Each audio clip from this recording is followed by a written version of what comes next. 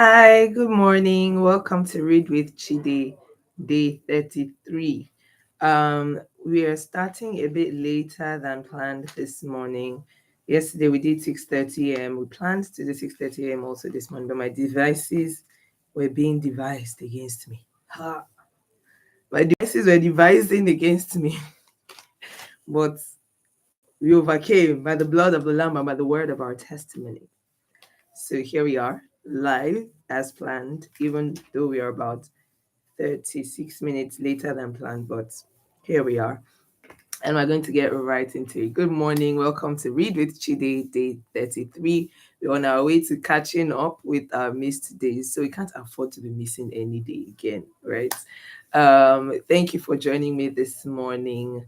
Um, Please, as we read along, do well to drop your comments, your thoughts, questions as we read. Do well also to share this link with your friends and loved ones. Share on your WhatsApp status, share on your Instagram story, share everywhere that you have people following you so that as many people as possible can join us as we read the Bible together. Going straight into it, we are in Exodus chapter 31, verse 1. And the Lord spake unto Moses, saying, See, I have called by name Bezaleel, the son of Uri, the son of Hur, of the tribe of Judah. And I have filled him with the Spirit of God, in wisdom and in understanding and in knowledge and in all manner of workmanship, to devise cunning works, to work in gold and in silver and in brass, and in cutting of stones to set them, and in carving of timber to work in all manner of workmanship.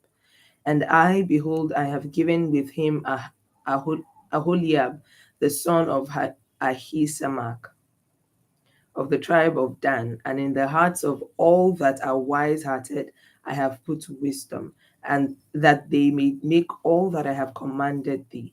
And the tabernacle of the congregation, and the ark of the testimony, and all the mercy seat that is thereupon, and all the furniture of the tabernacle. Remember, in the previous chapters we read, God really laid out details of how he wants everything to be done, the curtains for the tent, the artwork that should be done on it should be masterfully done. They should carve cherubs into it, all of that.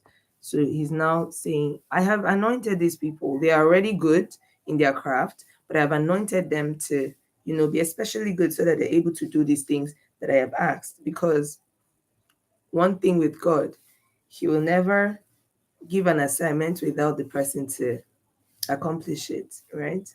So if there's anything God has told you to do and you're wondering how shall these things be done, let your prayer not be how shall these things be done. Let your prayer be, God, open my eyes to see, or bring the people, bring the resources. I know you've made available the people. I know you've made available the resources to get it done. Bring them, show me where they are, or bring them to me. He always makes provision for his work. Verse 8. And the table and his furniture, and the pure candlestick with all his furniture, and the altar of incense, and the altar of burnt offering, and with all his furniture, and the laver and his foot, and the cloths of service, and the holy garments for Aaron the priest, and the garments of his sons to minister in the priest's office, and the anointing oil, and the sweet incense for the holy place, according to all I have commanded. These shall they do. According to all that I have commanded thee, rather, shall they do. That's Bezaleel and Aholiab. Verse 12. And the Lord spake unto Moses, saying, Speak thou also unto the children of Israel, saying, Verily my Sabbath ye shall keep, for it is a sign between me and you throughout your generations, that ye may know that I am the Lord, and doth sanctify you. Ye shall keep the Sabbath therefore, for it is holy unto you. Everyone that defileth it shall surely be put to death. For whosoever doeth any work therein, that soul shall be cut off from among his people. 6 days may work be done, but in the seventh is the Sabbath of rest, holy to the Lord. Whosoever doeth any work in the Sabbath day, he shall surely be put to death. Wherefore the children of Israel shall keep the Sabbath, to observe the Sabbath throughout their generations, for a perpetual covenant. It is a sign between me and the children of Israel forever. For in 6 days the Lord made heaven and earth, and on the seventh day he rested and was refreshed. And he gave unto Moses, when he had made an end of communing with him upon the mount Sinai, 2 tables of testimony, tables of stone written with the finger of God. Christiana says Moses is one man that should be studied. The fact that he was not just available for God to use at the beginning, he followed through till the end. Yeah, he basically dedicated his life to fulfilling God's will. And that's what we see in the Bible. For the people of Israel, he literally left his entire life to God, and that is how to follow God. My pastor, Apostle Emmanuel Iren, will say, worship. If worship is not entire, it's not complete. If you say, oh, I give my life to serve God, but there are aspects of your life you keep away from God, or you feel like, once I get to this age, God, I just want to rest and relax and not have anything to do with you anymore. Worship is not complete until it is entire. Everything, all that you are, all that you have. Yeah. Thank you, Christiana, for pointing that out. That's like very, very, key to understanding what it is we are reading, what we are seeing here about Moses, aside the children of Israel and their interesting stuff. Exodus chapter 32, verse 1. And when the people saw that Moses delayed to come down out of the mount, now this is where drama begins to happen. As the children of Israel are known for their drama. Apologies, I'm not, what's the word? I'm not being judgmental, but according to what we've read, verse 1. And when the people saw that Moses delayed to come down out of the mount, the people gathered themselves together unto Aaron. Aaron, who God had mentioned, this will be my priest in my temple, in my tabernacle, serving me forever in his generations. When he dies, his son will take over, and then his son after him, and then his son after him. They gathered themselves unto Aaron and said unto him, Up, make us gods, which shall go before us. For as for this Moses, the man that brought us up out of the land of Egypt, we wot not what is become of him. And Aaron said unto them, Break off the golden earrings which are in the ears of your wives, of your sons and your daughters, and bring them unto me. So in my head, I like to imagine that Aaron pushed back a little. I like to imagine that Aaron said, what nonsense are you saying? Moses will come back. Moses who went for us will come back, and nothing has happened to him, or he God that brought us out of Egypt is still with us, or something. But in verse 1, they said, Come and make us gods, because we don't know what has happened to this Moses who brought us out of Egypt. They even said it, this Moses that brought us out of Egypt. So you've so quickly forgotten what happened while he brought you out of Egypt. All it took for him to bring you out of Egypt. The God who saved you from the Egyptians, the God who made you walk on dry land through the Red Sea. And you say, Come and make us gods, because we don't know what has happened to this Moses. And in verse 2, Aaron says, Oh yeah, bring your earrings, the earrings on your ears, the earrings on the ears of your daughters. And verse 3, and all the people break off the golden earrings which were in their ears and brought them unto Aaron. And he received them at their hand and fashioned it with a graving tool, which after he had made it a molten calf. And they said, These be thy gods, O Israel. Oh God. These be thy gods, O Israel, which brought thee up out of Egypt. And when Aaron saw it, he built an altar before it. And Aaron made proclamation and said, Tomorrow is a feast to the Lord. And they rose up early on the morrow and offered burnt offerings and brought peace offerings. And the people sat down to eat and to drink and rose up to play. Now, first time I read this, I tried to do some research. So apart from the fact that, okay, we've been reading about these guys from when Moses went for them in Egypt, right? From when Moses went for them in Egypt, they said, See, guy, we are slaves here, but at least we are eating, at least we are alive. Leave us. when he eventually took them out, every single stop when they were hungry, hey God, is it that we don't have food in Egypt, or is it that there are no graves in Egypt? You brought us here to starve to death. When they were thirsty, hey God, you brought us here to thirst till we die. Are there no graves in Egypt? You want us to be buried in the wilderness? When they faced the Red Sea, hey God, are there no graves in Egypt? You brought us here to drown in the sea. Then they, up until this point, they have not seen God. What I mean is they've not come to the point of faith in God.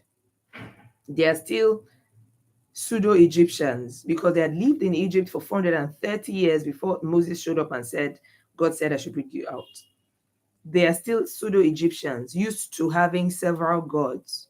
They still haven't met the God of the Israelites, their forefathers' gods. They still haven't met the God of Abraham, Isaac, and Jacob. Yes, he fed them in the wilderness. Yes, he took care of them. Yes, he brought them through. Yes, he gave them victory over every single people that they fought while they were in the wilderness. But they had still not come to faith. They had still not come to have faith in the God of Abraham, Isaac, and Jacob. There were still pseudo Egyptians who believed in having gods to worship, like gods are gods. And so I remember I did a small search about this calf, and I read that they had such gods in Egypt, a god that had parts animal, part human. They had the one that was pure calf, which had to do with saving from danger and all of those things. And another article suggested that in a sense they were probably what Aaron was doing was not necessarily saying, oh, let's create a god unto ourselves, but he was saying, you know what, these people are used to having a representation of God, right? So this is the God that brought you out of Egypt does not necessarily mean, oh, it is not the God of Abraham, Isaac, and Jacob that brought you out of Israel, but this is the representation. I know it sounds crazy, like how can you use a calf to represent God? But to their own understanding, this is a representation of the God who brought us out of Egypt. Let us worship him. Let's, give burnt offering. But God was busy telling Moses, tell them they should not create any graven image. They should not any graven, nothing. I am a jealous God. But here we see them doing their thing that they know how to do. Verse 7. And the Lord said unto Moses, go, get thee down for thy people, which thou broughtest out of the land of Egypt. They have corrupted themselves. They have turned aside quickly out of the way which I commanded them. They have made themselves a molten calf and have worshipped it and have sacrificed unto it and said, these be thy gods, O Israel, which have brought thee up out of the land of Egypt. Now, therefore, let me alone, that my wrath may wax hot against them, and that I may consume them, and I will make of thee a great nation. So God is saying, you know what?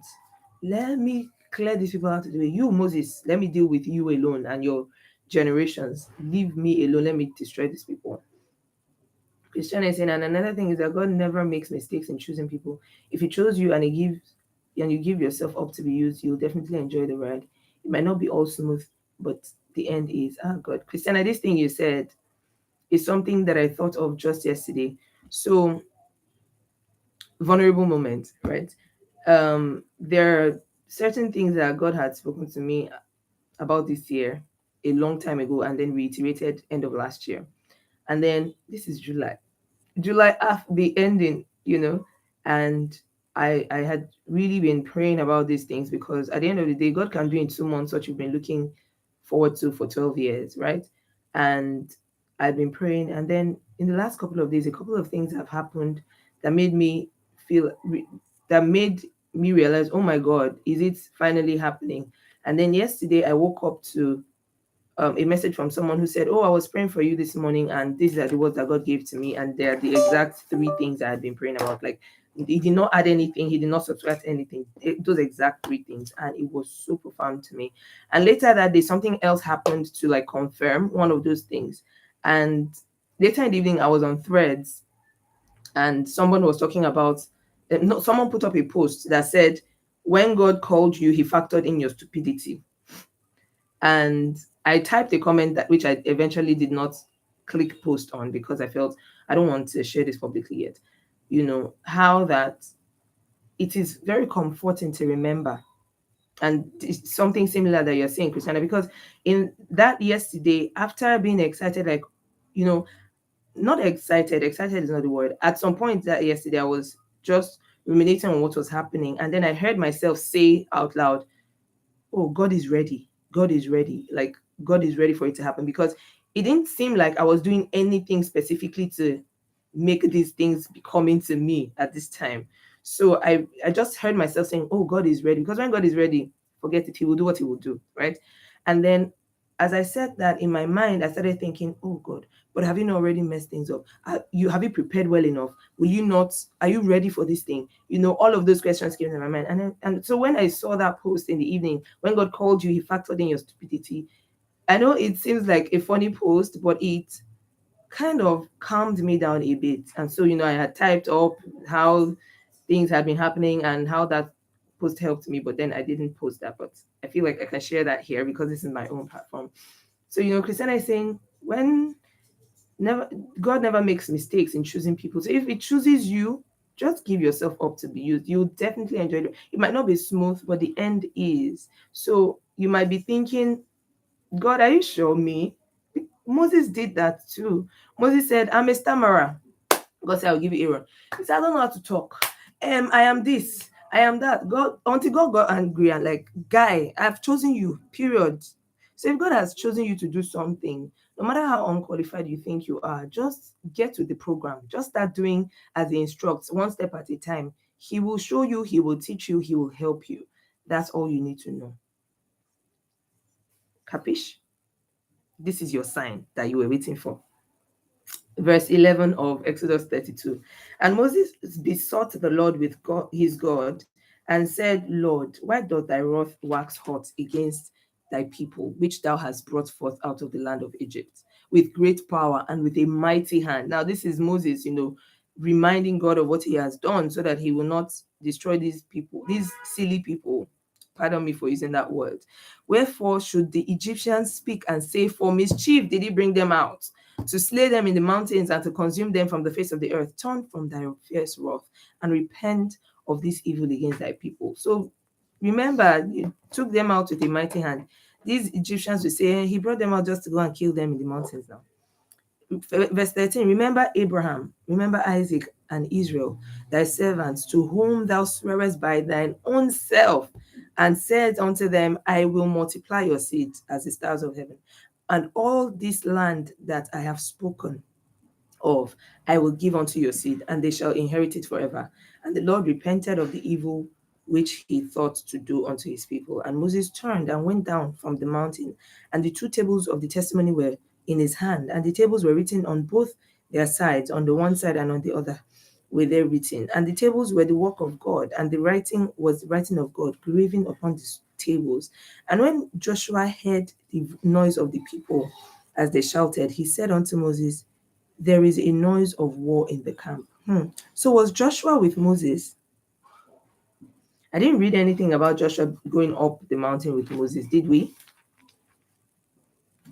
Did we read anything about Joshua going up with Moses? I remember Moses went up to the mount in chapter 20, I think, before God started giving him the laws. So, chapter 20. Okay, chapter 19 is when he went up, middle of chapter 19. And he went up to Sinai. In the third day, Moses brought forth the people and ran the voice, and the Lord came down upon Sinai, and Moses go down, charge the people, and Moses went up. It doesn't say that Moses went up with Joshua. Maybe Joshua was somewhere on the mount with him. And Joshua said, there be a cry of war in the camp.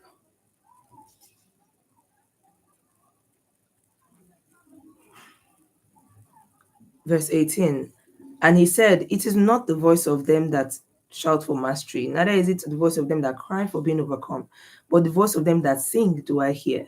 And it came to pass, as soon as he came nigh unto the camp, that he saw the calf and the dancing, and Moses' anger waxed hot, and he cast the tables out of his hands and break them beneath the mount.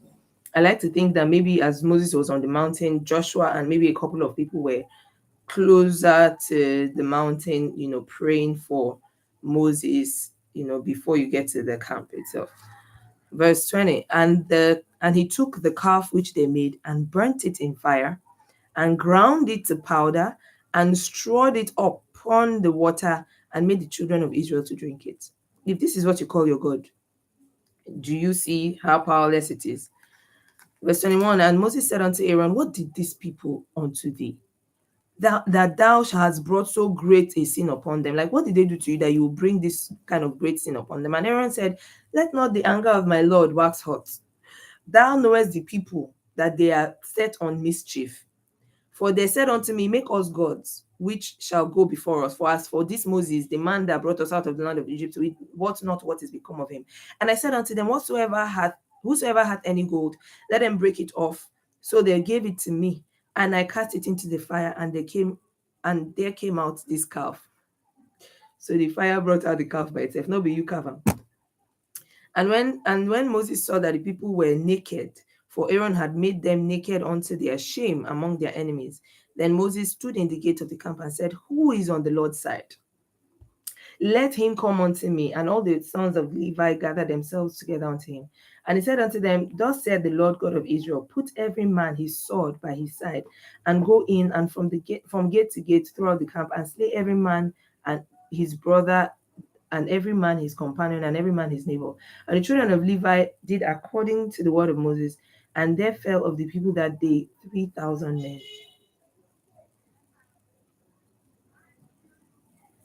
For Moses had said, consecrate yourselves today to the Lord, even every man upon his son and upon his brother, that he may bestow upon you a blessing this day. And it came to pass on the morrow that Moses said unto the people, you have sinned a great sin, and now I will go up unto the Lord. Peradventure I shall make an atonement for your sin. And Moses returned unto the Lord and said, oh, these people have sinned a great sin, and have made them gods of gold. Yet now, if thou wilt forgive their sins, and if not, blot me, I pray thee, out of thy book which thou hast written. And the Lord said unto Moses, whosoever hath sinned against me, him will I blot out of my book. Therefore now go, lead the people unto the place which I have spoken unto thee. Behold, mine angel shall go before thee. Nevertheless, in the day which I will visit their sin upon them. And the Lord plagued the people because they made the calf which Aaron made. And Exodus chapter 33. And the Lord said unto Moses, depart and go up hence, thou and the people which thou hast brought up out of the land of Egypt, unto the land which I swear unto Abraham, to Isaac, and to Jacob. Say unto thy seed with which I give, saying, unto thy seed will I give it. And I will send an angel before thee, and I will drive out the Canaanites, and the Amorites, and the Hittites, and the Perizzites, and the Hivites, and the Jebusites, unto a land flowing with milk and honey, for I would not go up in the midst of thee. For thou art a stiff-necked people, lest I consume thee in the way. And when the people heard these evil tidings, they mourned, and no man did put up on his ornaments. And the Lord said unto Moses, say unto the children of Israel, ye are a stiff-necked people. I will come up in the midst of thee in a moment and consume thee. Therefore now put off the ornaments from thee, that I may know what to do unto thee. And the children of Israel stripped themselves of their ornaments by the Mount Horeb. And Moses took the tabernacle and pitched it without the camp, afar off from the camp, and called it the tabernacle of the congregation. And it came to pass that everyone which sought the Lord went out into the tabernacle of the congregation, which was without the camp. And it came to pass, when Moses went out unto the tabernacle, that all the people rose up and stood every man at the tent door, and looked after Moses until he was gone into the tabernacle. And it came to pass, as Moses entered into the tabernacle, the cloudy pillar descended and stood at the door of the tabernacle. And the Lord talked with Moses, and all the people saw the cloudy pillar stand at the tabernacle door. And all the people rose up and worshipped, every man in his tent door. And the Lord spake unto Moses face to face, as a man speaketh unto his friend. And he turned again into the camp, and his servant Joshua, the son of Nun, a young man, departed not out of the tabernacle. And Moses said unto the Lord, See, thou sayest unto me, Bring up these people, and thou hast not let me know whom, whom thou wilt send with me. Yet thou hast said, I know thee by name, and thou hast also found grace in my sight. Now therefore I pray thee, if I have found grace in thy sight, show me now thy way, that I may know thee, that I may find grace in thy sight, and consider that this nation is thy people. And he said, My presence shall go with thee, and I will give thee rest. And he said unto him, If thy presence go not with me, carry us not up thence. For wherein shall it be known here that I thy and thy people have found grace in thy sight? If it not is it not in that thou goest with us, so shall we be separated, I and thy people, from all the people that are upon the face of the earth. And the Lord said unto Moses, I will do this thing also which thou hast spoken, for thou hast found grace in my sight, and I know thee by name. And he said, I beseech thee, show me thy glory. And he said, I will make all my goodness pass before thee, and I will proclaim the name of the Lord before thee, and I will be gracious to whom I will be gracious, and I will show mercy to whom I will show mercy. And he said, thou cannot see my face, for there shall no man see me and live. And the Lord said, Behold, there is a place by me, and thou shalt stand upon a rock. And it shall come to pass, while my glory passeth by, that I would put thee in a cleft of the rock, and I will cover thee with my hand while I pass by. And I will take away my hand, and thou shalt see my back parts, but my face shalt thou not see. May God bless the reading of His Word. That brings us to the Bible reading for this morning. We read again at 9 p.m. tonight. Do well to join me again. Thank you for joining me this morning. Please share your thoughts. Thank you, Christiana, for sharing your thoughts and reminding me of things and making me share. Please do well to share this link with as many people as you can. If you're watching the replay, please do well to share. Subscribe if you have not subscribed. Click the bell icon so that you are aware every time we are live. This is the kind of station to click notifications on. Also, please do well to join again at 9 p.m. Don't say you've joined this morning, you wouldn't join at 9 p.m. Share your comments, share your thoughts, share your questions so that we can, really study together. Thank you. Enjoy your day and see you at 9 p.m.